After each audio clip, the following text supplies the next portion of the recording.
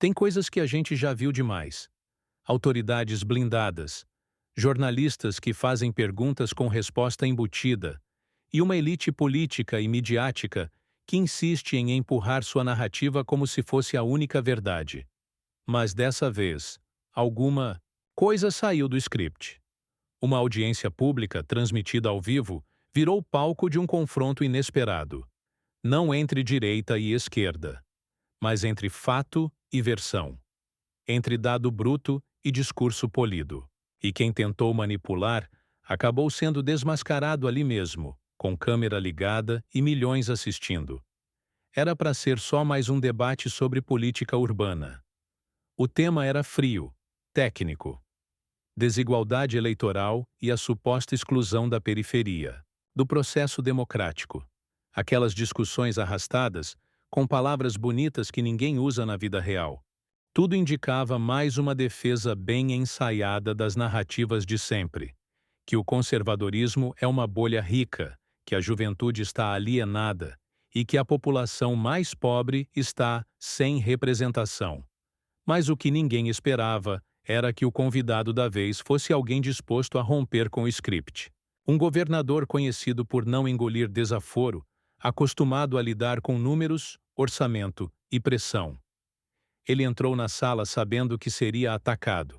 Sabia que o objetivo era usar a audiência como palanque para deslegitimar seu crescimento popular nas regiões periféricas.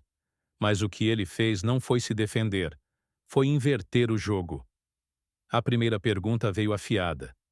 Governador, como o senhor explica o fato de que nas regiões mais pobres, especialmente entre os jovens, a abstenção foi maior do que os votos na sua candidatura?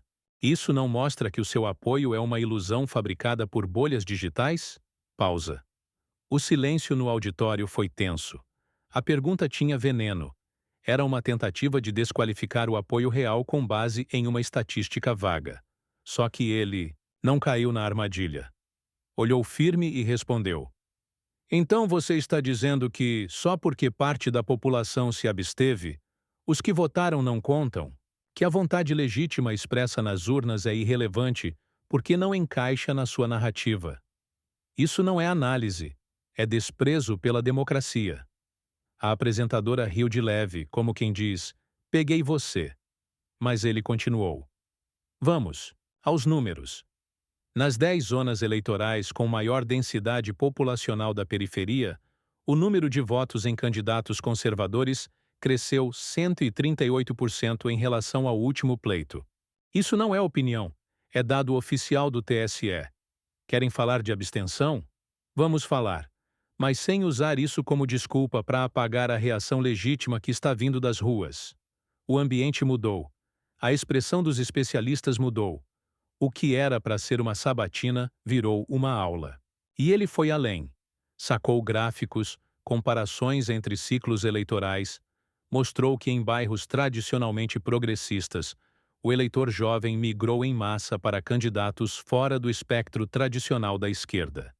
Se isso não é representatividade, eu não sei o que é, disse. Foi aí que veio a frase que explodiu na internet horas depois. Quando a imprensa escolhe quais dados importam, ela não está informando, está manipulando.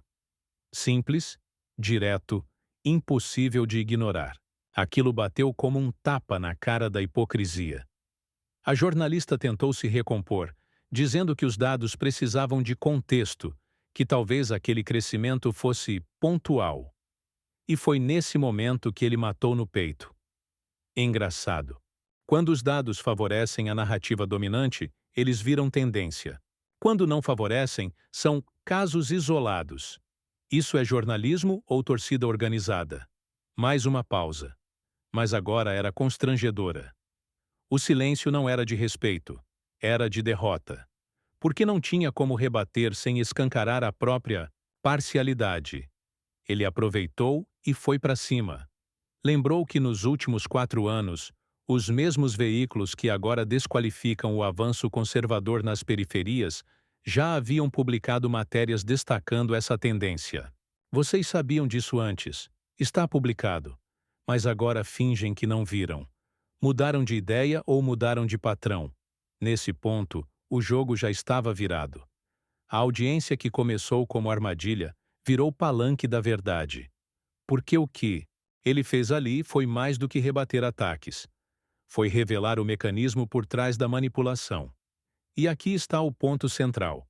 O problema não é ter opiniões diferentes. O problema é quando se tenta desqualificar a vontade do povo usando estatística seletiva. Quando se ignora um movimento real de mudança porque ele incomoda quem está no topo. Isso não é novo. Já vimos isso acontecer com movimentos populares que não se alinham à agenda politicamente correta. Quando o povo começa a votar fora da cartilha, surgem as manchetes: retrocesso, ameaça à democracia, onda reacionária. Mas quando o povo vota como eles querem, aí é festa da democracia. É sempre assim. O voto só é válido quando segue o roteiro da elite. E o mais perigoso de tudo isso é que essa manipulação não acontece só nos debates. Ela influencia decisões políticas, nomeações, investimentos. Políticos baseiam suas falas em manchetes, não em dados. E assim se constrói uma ilusão: a de que só uma parte da sociedade pensa, vota, importa. É por isso que momentos como esse importam tanto. Porque quando alguém tem coragem de romper o jogo, de jogar a verdade na mesa, o sistema treme. Eles podem ter o microfone, o tempo de TV, os algoritmos, mas não têm mais o monopólio da verdade. A verdade está nos dados. Está no bairro que antes era esquecido e agora tem voz. Está no jovem da periferia que entendeu que não precisa repetir slogans. Ele pode pensar por conta própria. Está nas urnas, mesmo quando eles tentam fazer parecer que o povo não sabe votar. Essa audiência pública foi um símbolo, um marco, um ponto de ruptura entre o discurso e a realidade. E se tem algo que ficou claro naquele embate, é que a população não está mais disposta a engolir qualquer narrativa pronta. Estamos vivendo um tempo em que o povo exige ser ouvido de verdade, sem intermediários. E é por isso que o trabalho de canais como esse é tão importante. Porque aqui a gente não repete o que disseram no Jornal da Noite. A gente investiga, a gente confronta, a gente mostra o que eles escondem. E o que eles mais temem não é o grito, é o dado. Porque o dado não mente. E o dado está do nosso lado. Se você chegou até aqui, é porque também está cansado de ser tratado como massa de manobra. É porque você entende que o Brasil não cabe dentro de um estúdio. O Brasil real está nas ruas, nas feiras, nas igrejas, nas redes sociais, nas urnas. E ninguém mais vai calar essa voz.